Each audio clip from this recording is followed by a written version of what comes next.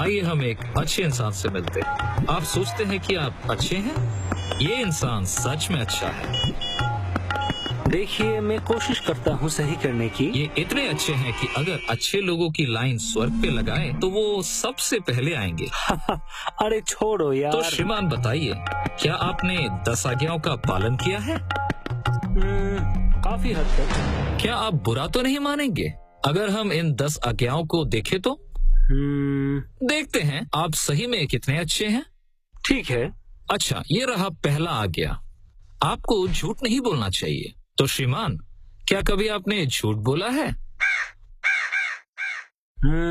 हाँ, आज के जमाने में कौन झूठ नहीं बोलता है। तो जो झूठ बोलता है उसे आप क्या कहते हैं? झूठा। ठीक है, एक और आज्ञा देखते हैं, आपको चोरी नहीं करनी चाहिए। क्या आपने कभी कुछ चुराया है? नहीं। पर अभी आपने कहा कि आप झूठे हैं। हाँ ठीक है, मैंने कुछ मिठाइयाँ चुराई थी जब मैं छोटा था। और जो चोरी करते हैं आप उसे क्या बुलाते हैं? चोर। और एक आज्ञा देखते हैं, आपको व्यभिचार नहीं करना चाहिए। ये तो बहुत आसान है, मैं तो कभी किसी लड़की को नहीं देखता। ओए तेरी। यीशु ने कहा कि अगर आप वासना की आंखों से किसी औरत को देखते हैं तो आपने पहले से ही अपने दिल में उसके साथ व्यभिचार कर चुके हैं। ठीक है। आप व्यर्थ में अपने प्रभु परमेश्वर का नाम नहीं ले सकते। क्या आपने कभी प्रभु का नाम अभिशाप देने के लिए इस्तेमाल किया है?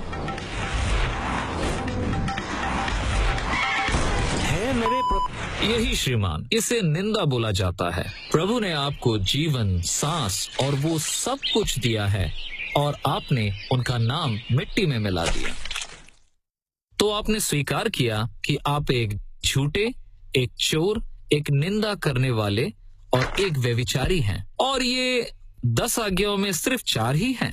ठीक है, मैं सही नहीं हूँ। ठीक है, मगर वास्तव में ये उससे भी बुरा है। सोचिए, यदि आपके दिमाग में एक चिप डाल दिया जाए जिससे आपके सभी निजी विचार रिकॉर्ड हों 1 हफ्ते के लिए, और फिर एक विशाल फिल्म के पर्दे पर उन विचारों को आपके दोस्तों और परिवार को दिखाया जाए, वो तो शर्मनाक होगा। मैं जानता हूँ।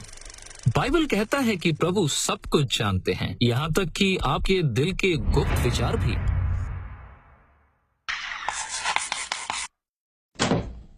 ठीक है, पर कुछ लोगों की तुलना में मैं संत हूँ। सही है, लेकिन मापदंड प्रभु का कानून है, अन्य लोग नहीं। यदि आप एक दिन में 5 पाप करते हैं तो 1 वर्ष में 1825 पाप कर चुके होंगे, और आप 70 साल जीवित रहे तो आपने 1,27,000 बार प्रभु का कानून तोड़ा है, और आपको न्याय के दिन हर एक पाप का जवाब देना होगा। और बाइबल का कहना है कि हम में से प्रत्येक को अपने गुनाहों का हिसाब देना होगा। लेकिन प्रभु मुझे माफ कर देंगे, सही है ना? चलो इसे अदालत में देखते हैं।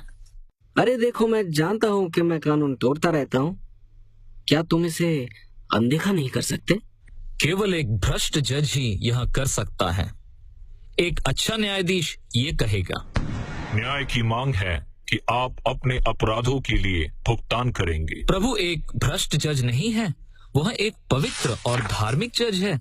वह पाप से नफरत करते हैं। यीशु ने चेतावनी दी है कि फैसले के दिन में जो भी प्रभु के खिलाफ पाप करेगा वह उचित रूप में एक भयानक नरक नामक जगह में पाया जाएगा। उसे अनंत काल तक कोई नहीं बचा सकता है। तो फिर कोई स्वर्ग में कैसे जा सकता है? सिर्फ एक ही रास्ता है। प्रभु ने जगत से इतना प्रेम किया कि उन्होंने अपने इकलौते पुत्र यीशु को भेजा एक परिपूर्ण जीवन जीने के लिए। उन्होंने कभी भी पाप नहीं किया, एक बार भी नहीं। तब यीशु ने अपने आप को बलिदान किया हम सब दोषियों और पापियों के लिए। उसे कोड़े लगाए गए, मारा गया और उसे क्रूस पर चढ़ाया गया मरने के लिए, ताकि न्याय हो सके और पापियों को मुक्ति मिले। फिर यीशु मृतकों में से उठकर उन्होंने मौत को हराया। आप अनंत जीवन अर्जित नहीं कर सकते हैं। ये यीशु का तोहफा है हर एक के लिए जो खुद को नम्र करके यीशु के पास आते हैं। वो आपको माफ कर देंगे और आपके पापों को धो देंगे। आपको एक नया दिल देंगे नई इच्छाओं के साथ। बाइबल कहती है कि यदि कोई मनुष्य मसीह में है वह एक नई सृष्टि है। तो खुद के लिए जीना बंद करें, अपने पापों से मुड़ जाइए और यीशु के पास आए। फिर अपना बाइबल पढ़िए और उसका पालन कीजिए। एक अच्छा चर्च को ढूंढिए जो आपको बढ़ने में सहायता करे। फिर पूरे हृदय से अन्य लोगों को ये अच्छी खबर बताइए।